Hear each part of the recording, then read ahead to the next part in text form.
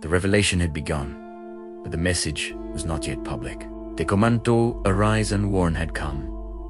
Yet wisdom required patience. For 3 years, the call to Islam remained quiet, intimate, and hidden. It began inside homes, in whispers, in trusted conversations. The transformation of the world started in secrecy. The first believer was Khadijah.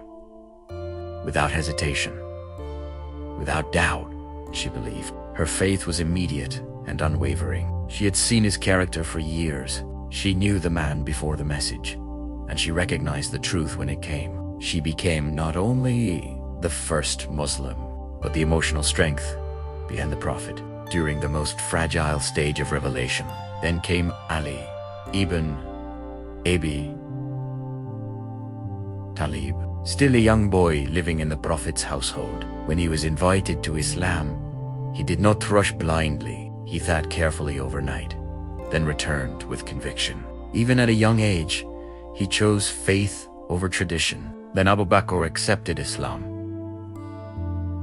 His acceptance would change history. He was respected, gentle, and influential. When he embraced Islam, he did not keep it to himself. Through him, great names entered the faith.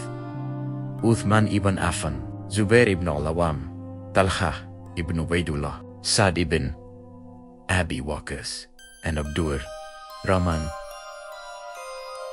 Ibn Auf. Quietly, the foundation of a nation was forming. They gathered secretly in the house of Al-Arqam, near Mount Safa, became the first school of Islam. There, verses were recited softly, hearts were purified, faith was strengthened. The Quran descended gradually, shaping souls before shaping society. Islam was not just beliefs, it was transformation. The early Muslims came from all backgrounds. Wealthy merchants, young boys, former Slavs, women.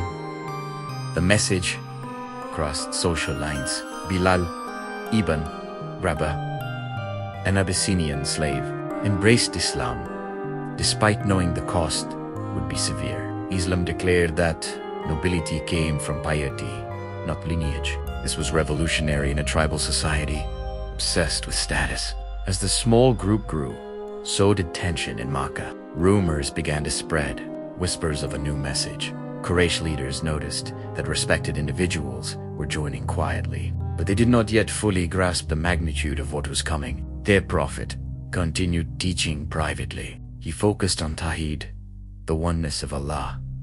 He warned about the day of judgment. He described paradise and hell. He built belief in the unseen. The Quran addressed hearts before laws. It awakened conscience before commanding action. Then came the command that would shift everything and warn your closest relatives. The message could no longer remain hidden. He gathered the tribes of Quraysh and stood upon Mount Safa.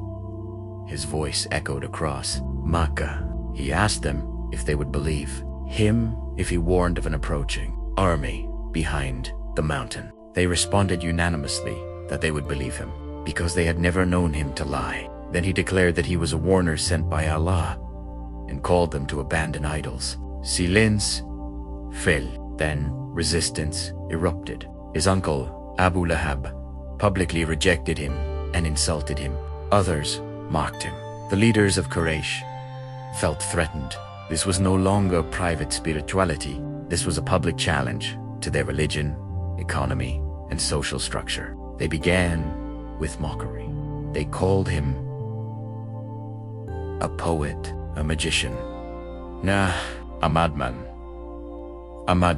But none of those labels stuck because his character was too strong. When mockery failed, pressure began. They approached his uncle Abu Talib, demanding that he stop his nephew. They offered wealth, leadership, power, anything in exchange for silence. The Prophet responded with words that defined his mission. If they placed the sun in his right hand and the moon in his left, he would not abandon the message. The persecution slowly intensified.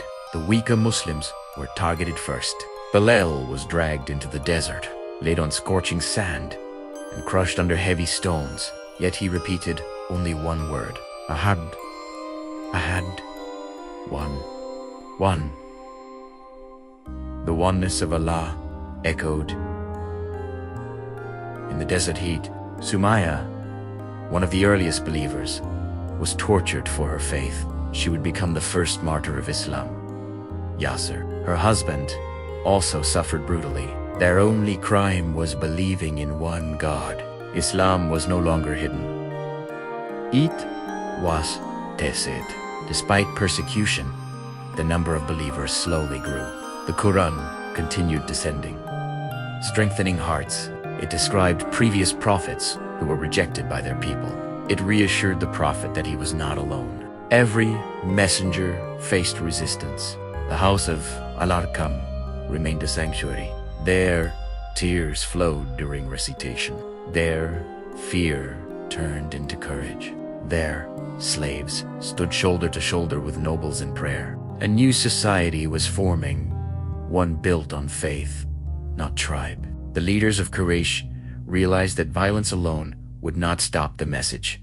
They attempted negotiation. They suggested compromise, worship their idols for a year, and they would worship his God for a year. Revelation came firmly rejecting compromise. Truth could not mix with falsehood. As opposition increased, the Prophet advised some Muslims to migrate to Abyssinia, where a just Christian king ruled. This was the first migration in Islam. It showed strategic wisdom. Islam was not reckless. It was patient and purposeful, even under pressure.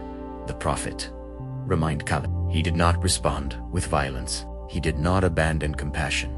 He continued inviting quietly, steadily, consistently. 3 years of secrecy had produced unshakable faith. Now public opposition would refine it further. The secret phase of dua was over. The storm had begun. But what Quraysh did not understand was this. The message was no longer just words. It was alive in hearts. It had already changed people from within. And once hearts change, history follows. From a small hidden gathering in a modest house, a movement had begun that would shake empires. The call that started in silence would soon echo across continents, and the believers, though few, were stronger than ever. In the next episode, we will witness the full scale of persecution, the boycott, and the year of sorrow that would test the Prophet like never before. The mission had moved from secrecy to confrontation, and the world was slowly awakening.